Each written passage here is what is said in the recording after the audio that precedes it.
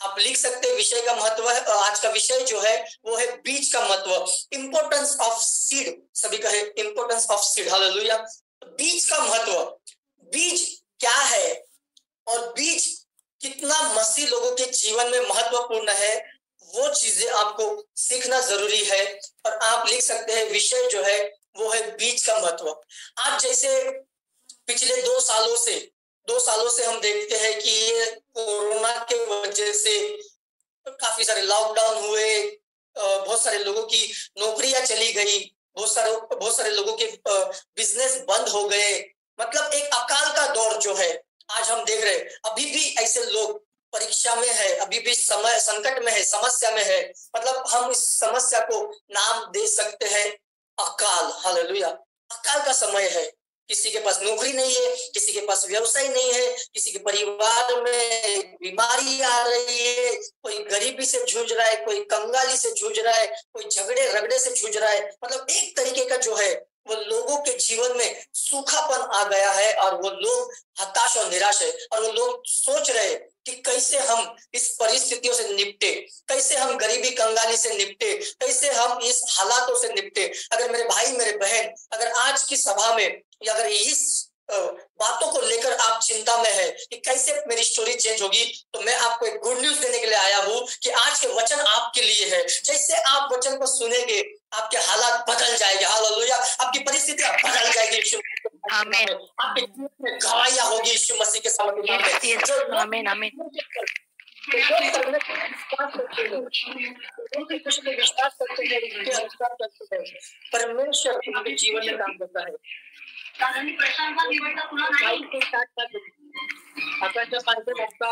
Mic लगता है चालू करके आ रहा है।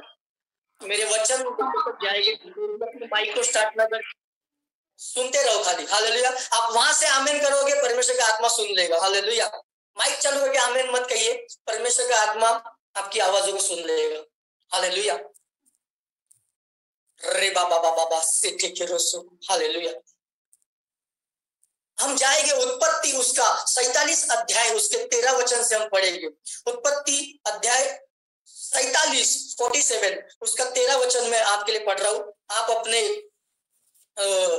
बाइबल को खोलकर आप पढ़ सकते हैं। वचन में लिखा हुआ है, उस सारे देश में खाने को कुछ न रहा क्योंकि अकाल बहुत ही भारी था। हालेलुया। अकाल जो था वो सिर्फ अकाल ही नहीं था, लेकिन अकाल जो था वो बहुत ही भारी था। और अकाल के कारण मिस्र और कनान दोनों देश त्रस्त हो गए। हालेलुया।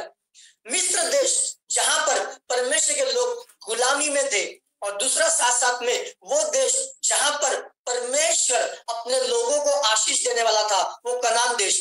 समस्या ऐसी आई जो अकाल के कारण मिस्र देश भी परेशानी में था, और साथ में वो कनान देश जो था जहां पर परमेश्वर के लोग थे, वो वहां पर भी परेशानी आई। कई बार ऐसा होता है कि हालात ऐसे होते हैं कि संसार के लोग भी तकलीफ में होते हैं और परमेश्वर के लोग भी तकलीफ में होते हैं। दोनों लोग तकलीफों का सामना करते हैं। इस लॉकडाउन के अंदर परमेश्वर के लोगों को भी तकलीफ आई और संसार के लोगों को भी तकलीफ आई। तकलीफ सभी पर आएगी, लेकिन एक अद्भुत बात यह है कि परमेश्वर के लोग जो परमेश्वर के वचन के अनुसार चलते हैं, उनके लिए परमेश्वर के पास में खास योजना होती। कोई तो कहे आमीन। हालेलुया। परमेश्वर से प्यार करने वाले लोगों के लिए सब बातें मिलकर भलाई को उत्पन्न करती है। तो जो लोग परमेश्वर पर विश्वास करते हैं, परमेश्वर उस अकाल के समय में भी अपने लोगों के लिए खास योजना को लेकर आता है। यहाँ पर क्या हुआ? यहाँ पर परमेश्वर के लोग हताश हुए, निराश हुए। अकाल के वजह से वो क्या करने लगे? वो तकलीफों का सामना करने लगे और वो यूसुफ के पास में गए। हालेलुया। वो यूसुफ के पास में गए, और यूसुफ के पास में जब वो गए तो सबसे पहले उन्होंने क्या किया? जब पहली बार जब यूसुफ के पास में गए तो उन्होंने अपने पैसे देकर अन्न को मोल लिया। सभी कहे पैसे देकर। हालेलुया। उन्होंने पैसे देकर अन्न को मोल लिया। दूसरी बार क्या हुआ? पैसे समाप्त हो गए। दूसरी बार उन्होंने क्या किया? उन्होंने दूसरी बार अपने जानवर पशु प्राणी देकर उन्होंने अन्न मोल लिया। अब तीसरी बार क्या हुआ? तीसरी बार वो पूरी तरीके से खाली हो गए। सभी कहे खाली हो गए। हालेलुया। जब किसी व्यक्ति के जीवन में समस्या आती है, जब वो तकलीफ में होते हैं, तो पहली बार वो अपने पैसे के द्वारा उस चीजों का सामना करते हैं, और वो उस समस्या का समाधान कर लेते हैं। दूसरी बार वो क्या करते हैं, दूसरी बार वो और अपने बुद्धि से समझौता कर लेते हैं। लेकिन जब उनका बल और उनकी बुद्धि वो दोनों जब खत्म हो जाती है, जब समाप्त हो जाती है, उस टाइम पे वो लोग रोने लगते हैं। कितने ऐसे लोग होंगे जो अपने जीवन में जब समस्या आती है तो उस समय में वो अपने दिमाग का पहले इस्तेमाल करते हैं, अपने बुद्धि का इस्तेमाल करते हैं, और जब हताश हो जाते हैं, निराश हो जाते हैं, पूरी तरीके से खाली हो जाते हैं, तब रोने लगते हैं और कहते हैं, क्या प्रभु तूने मेरे जीवन में ऐसे किया। प्रभु कहता है, तकलीफ जब भी हो सबसे पहले मेरे पास आ, मुझसे प्रार्थना कर, मैं तुझे बुद्धि और समझ दूंगा। हालेलुया। कोई तो आशीषों को रिसीव करे, आशीषों को रिसीव करे, आशीषों को रिसीव करे। बाबा बाबा बाबा से यूसुफ के पास जाकर लोगों ने पहले बार पैसे दिए, दूसरी बार उन्होंने अपने जानवर पशु दिए, और तीसरी बार जब वो रोने लगे और तीसरी बार जो उन्होंने मांगा वो बहुत ही अद्भुत था। कई बार लोग प्रार्थना करते हैं, परमेश्वर से आशीष मांगते हैं, परमेश्वर मुझे आशीष दे दे, आशीष दे दे, आशीष दे दे। लेकिन मैं आपको बता रहा हूँ, हर बार आपका प्रार्थना करना एक तरीके से नहीं होगा। आपको समझने की जरूरत है, जब मेरे भाई मेरे बहन आप एक सही प्रकाशन को आप समझते हो और उसके अनुसार आप प्रार्थना करते हो, आपकी प्रार्थना जो है वो निशाने के साथ में जाती है और उस प्रार्थना का उत्तर आपके पास में आता है। कोई तो कहे आमीन, हालेलुया। जब तीसरी बार जब ये लोग यूसुफ के पास में गए और उन्होंने जो चीज मांगी, आज मैं चाहता हूं कि वो प्रकाशन आपके पास में आए और आज आपका ये प्रार्थना मुद्दा होना चाहिए और आप अपने जीवन में बड़े ब्रेक थ्रू को देखोगे, आप एक बड़ी फसल को देखोगे, आपके आशीष बहुगुणित होगी। हालेलुया। उत्पत्ति उसका 47 अध्याय उसके 19 वचन में पहली बार लोगों ने पैसे दिए, दूसरी बार लोगों ने भेड़ बकरी अपने पशु प्राणी दिए, और तीसरी बार जब यूसुफ के पास में गए तो उन्होंने क्या कहा, यहाँ पर 19 वचन में लिखा हुआ है, हम तेरे देखते क्यों मरे और हमारी भूमि क्यों उजड़ हो जाए। हमको और हमारी भूमि को भोजन वस्तु के बदले मोल ले ले कि हम अपनी भूमि समेत फिरौन के दास हो और हमको बीज दे। सभी कहे बीज दे। हालेलुया। बीज दे कि हम मरने न पाए वरन जीवित रहे और भूमि न उजड़े। हालेलुया। जब पहली बार गए उन्होंने फसल ली, बोले कुछ अनाज दे दो, पैसे देकर अनाज को मोल लिया। दूसरी बार उन्होंने अपने जानवर को देकर फसल को लिया। हर बार फसल नहीं ले सकते मेरे भाई मेरे बहन, हर बार लोग आशीष दो, आशीष दो, आशीष दो करके प्रार्थना करते हैं और इस वजह से क्या होता है, उनके प्रार्थना का उत्तर नहीं आता और दिन हफ्ते महीने साल चले जाते हैं और उनको उनके जीवन में उस ब्लेसिंग को देख नहीं सकते। इन्होंने 2 बार यूसुफ के पास जाकर अनाज को लिया, मतलब फसल को लिया, लेकिन जब तीसरी बार जब गए उन्होंने एक ऐसे प्रकाशन के द्वारा यूसुफ के साथ बातें की कि यूसुफ अब की बार तू हमें अनाज मत दे, अब की बार हमें बीज दे। हालेलुया। कोई तो कहे आमीन। मेरे भाई मेरे बहन, मैं आपको बता रहा हूँ, आज आपका प्रार्थना मुद्दा होना चाहिए। आज आपकी प्रार्थना होनी चाहिए कि हे प्रभु मुझे बीज दे। सभी प्रार्थना करें अपने घरों में, जहां कहीं पर आप बैठे हुए हैं, आपको जो भी आशीष चाहिए उसके बारे में आप प्रार्थना करें कि हे परमेश्वर मुझे बीज दे, आज रात को बीज दे। पिता मैं प्रार्थना करता हूँ यीशु मसीह के सामर्थ्य नाम में, जितने भाई बहन इस जूम के साथ में जुड़े पिता, उनके जीवन में प्रभु तेरे बीज रिलीज किए जाए, बीज रिलीज किए जाए, बीज रिलीज किए जाए यीशु मसीह के सामर्थ्य नाम में। परमेश्वर वो बीज परमेश्वर आज इनके जीवन में प्रकट करे परमेश्वर, कि उस बीज के द्वारा इनकी फसल बहुगुणित होने पाए यीशु मसीह के सामर्थ्य नाम में। बीज को रिसीव करे, बीज को रिसीव करे, बीज को रिसीव करे यीशु मसीह के सामर्थ्य नाम में। रे बाबा बाबा बाबा से के रोसो को रिहाला मंदो रिमंदो रिबाला बरा से के उन लोगों ने क्या किया, यूसुफ के पास जाकर वो प्रार्थना करने लगे, लेकिन प्रार्थना में उन्होंने बीज मांगा, क्योंकि परमेश्वर के लोगों के पास में वो प्रकाशन था कि वो कहे कि बीज दो। हालेलुया। हर बार हम फसल को नहीं मांग सकते, लेकिन हमें बीज मांगना बहुत जरूरी है, क्योंकि परमेश्वर के राज्य में बीज बहुत महत्वपूर्ण है। कोई तो कहे यस, बीज महत्वपूर्ण है। आप लिख सकते परमेश्वर के राज्य में बीज बहुत ही महत्वपूर्ण है। बीज क्यों महत्वपूर्ण है मैं आपको बताता हूँ। जब परमेश्वर ने देखा कि धरती धरती पर पाप बढ़ने लगा है, मनुष्य गलत गलत काम करने लगे हैं, और उस परमेश्वर के सामने ये प्रश्न आया कि अब इस सृष्टि का क्या होगा और इन लोगों का क्या होगा। लोग जो है वो मन में उनके बुरे स्वभाव आ गए हैं, वो गंदा काम कर रहे हैं, और परमेश्वर ने कहा कि अब मैं सृष्टि का अंत कर दूंगा। और परमेश्वर ने नूह से कहा कि नूह, मैं पूरे दुनिया को नष्ट करने वाला हूँ जल प्रलय के द्वारा। तू क्या कर, एक नाव बना और उस नाव में अपने परिवार को लेकर जा, और जो कोई नाव में जाएगा वो उस जल प्रलय से बच जाएगा। नूह ने परमेश्वर की आज्ञा को माना और उसके अनुसार काम किया, और हुआ क्या, परमेश्वर के वचन के अनुसार जल प्रलय हुआ, सारी पृथ्वी जल में डूब गई, सारी सृष्टि नष्ट हो गई। और कुछ समय के बाद जब समय पूरा हुआ, वर्षा बंद हो गई, पानी चले गया, धरती सूख गई। और जिस समय में नूह अपने जहाज से बाहर निकला तो सबसे पहले उसने अपने परमेश्वर के लिए जो बलिदान किया, और वेदी पर जो, तो वहां पर परमेश्वर ने जो वाचा बांधी, और परमेश्वर ने बहुत ही अद्भुत बातें कही। आप निकाल सकते हैं उत्पत्ति उसका 8 अध्याय उसके 22 वचन में। हालेलुया।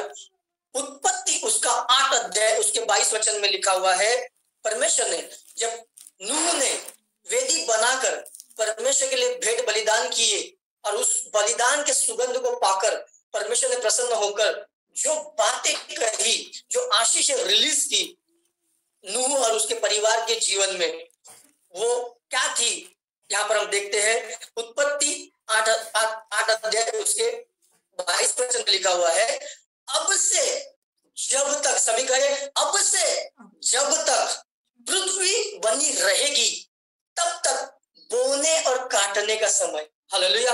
बोने और काटने का समय, बोने और काटने का समय। परमेश्वर ने कहा अब से, मतलब नूह के समय से लेकर जब तक पृथ्वी बनी रहेगी तब तक परमेश्वर ने कहा बोने और काटने का समय। हर बार हम काट नहीं सकते, हर बार हम काट नहीं सकते। लोग काटने की प्रार्थना करेंगे, काटने की प्रतीक्षा करेंगे तो नहीं होगा मेरे भाई मेरी बहन, आप हताश और निराश हो जाएंगे। लेकिन अगर आप बोएंगे तो आप जरूर काटेंगे। हालेलुया। कोई तो इस प्रकाशन को ग्रहण करे। बोना और काटना, बोना पहले होगा और काटना बाद में होगा। अगर पहले काटेंगे तो गड़बड़ हो जाएगी। हालेलुया। कोई तो इस प्रकाशन को ग्रहण करे। परमेश्वर ने नूह से कहा कि अब से जब तक पृथ्वी बनी रहेगी बोने और काटने का समय आएगा। और ये चीजें है कि बोना और काटना, ये दोनों चीजों को समझने की जरूरत है। कई बार वचन को पढ़ते हैं और कहते हैं क्या जरूरत है परमेश्वर के राज्य में बोने की, क्या जरूरत है। कई बार लोग कुछ अपने उनके मन में आता है कि प्रार्थना करना चाहिए, लेकिन बोलते हैं आज समय नहीं मेरे पास, एक काम करते दोपहर को प्रार्थना करें, दोपहर को प्रार्थना करें, एक काम करके रात को प्रार्थना करेंगे, फिर रात चली जाती है, बोलेगी अभी कल प्रार्थना करेंगे। कई बार प्रार्थना करने का दिल करता है, कई बार उपवास करने का दिल करता है, कई बार स्तुति आराधना करने का दिल करता है, कई बार वचन को पढ़ने का दिल करता है, कई बार परमेश्वर के राज्य में भेंट को बोने का दिल करता है, लेकिन क्या होता है वो होता नहीं है। और इस वजह से जीवन में रिजल्ट नहीं आते। कई बार वचन को हम पढ़ते लेकिन वचन को किस तरीके से पढ़ते पता नहीं। बहुत सारे लोग एक वचन को पढ़ते हैं। यीशु मसीह ने एक बहुत ही अद्भुत उदाहरण दिया, देखो आकाश के पक्षियों को, ना बोते हैं ना काटते हैं। ये वचन को छोटे बच्चे से लेकर बड़े लोग सब लोग जानते हैं, लेकिन फिर भी वो चूक जाते हैं। मैं आपको बताता हूँ मेरे भाई मेरे बहन, यीशु मसीह जब भी कुछ बातों को प्रचार करते हैं, उनके एक एक शब्द जो है वो बहुत ही महत्वपूर्ण होते हैं, और उनके जो मैसेज जो है वो प्रोफेटिक मैसेज होते हैं। कोई तो कहे आमीन हालेलुया। वो भविष्यवाणी के तौर पर वचन होते हैं। उस प्रोफेटिक मैसेज को जो सुनता है, समझता है, उस प्रकाशन को खींचता है अपने अंदर, वो आशीष पाता है। यीशु मसीह ने क्लियर कहा कि देखो आकाश के पक्षियों को, ना बोते हैं ना काटते हैं, ना बोते हैं ना काटते हैं। जो बोता नहीं है वो कभी नहीं काट पाएगा। हालेलुया।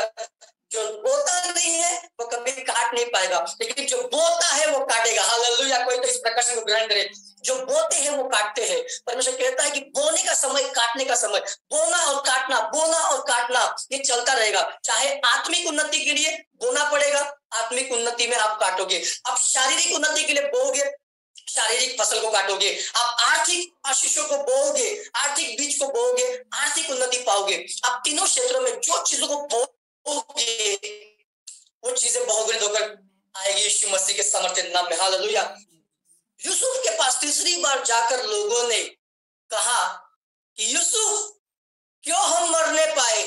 तू हमारे ऊपर ठहराया गया है, अब तू हमारा मार्गदर्शन कर और इस समय में हमें फसल मत दे परंतु बीज दे ताकि हम मरने न पाए। मेरे भाई मेरे बहन, आज की शाम अगर आप अपने जीवन में हताश है, निराश है, आर्थिक उन्नति के लिए, शारीरिक उन्नति के लिए, आर्थिक उन्नति के लिए, तो आज आपकी ये प्रार्थना होनी चाहिए। घुटने पर आकर रो रो कर आप परमेश्वर से प्रार्थना कर सकते हैं कि परमेश्वर मुझे बीज दे। हो सकता है कि आप आर्थिक क्षेत्र में आशीष पाना चाहते हैं, आप कहे परमेश्वर से कि परमेश्वर मुझे बीज दे। आपको आत्मिक उन्नति, स्पिरिचुअली ग्रोथ होना चाहिए। आप चाहते हैं कि आपकी आत्मिक उन्नति हो जिसके द्वारा आपके वरदान धार किए जाए, आपको बीज मांगने की जरूरत है। आपके शरीर में हमेशा कमजोरी होती है तो आपको परमेश्वर से कहने की जरूरत है कि परमेश्वर मुझे शारीरिक चंगाई का बीज दे ताकि वो बीज बहुगुणित हो और मैं फलवंत हो जाऊं। हालेलुया। इस प्रकाशन को ग्रहण करें। आपकी प्रार्थना होनी चाहिए कि परमेश्वर मुझे आज वो बीज दे ताकि मैं फलवंत हो जाऊं। सभी कहे, अपने मुंह से घोषणा करें कि परमेश्वर आज मुझे बीज दे कि जिसके द्वारा मैं फलवंत हो जाऊं। कोई तो कहे आमीन। हालेलुया। जब आप चीखते हैं, चिल्लाते हैं, घोषणा करते हैं, अपने मुंह को खोलकर प्रार्थना करते हैं, परमेश्वर उसी समय आत्मिक आयाम में उस आशीषों को रिलीज करते हैं। आशीषों को रिसीव करे, आशीषों को रिसीव करे, आशीषों को रिसीव करे। रे बाबा बाबा बाबा से के रोसो को रिहाला मंदर रिहाला मंदो रिमंदो रिबाला बरस। बीज, जब बीज को आप मांगते हो, परमेश्वर अपने बीज को रिलीज करते हैं और जब आप बीज को रिसीव करने लगते हो, आपके बीज जब बढ़ने लगते हैं, आप उस बीज को बढ़ने के बाद में आपको बीज को बोना जरूरी है। सभी कहे बीज को बोना जरूरी है। हालेलुया। बीज को बोना जरूरी है। अपने आस पड़ोस में अगर आप परिवार के साथ में देख रहे हैं तो अपने पड़ोसी से कहे बीज को बोना जरूरी है। हालेलुया। बीज को बोना जरूरी है।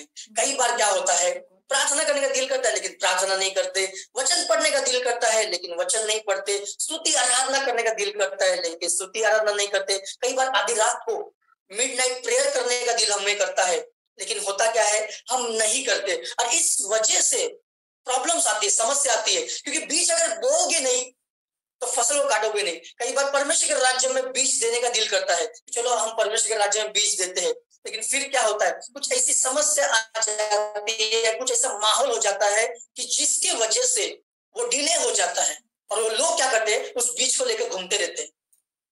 बीज जो होता है वो लेकर घूमने के लिए नहीं परंतु वो बीज बोने के लिए होता है। हालेलुया। बीज को बोया जाता है।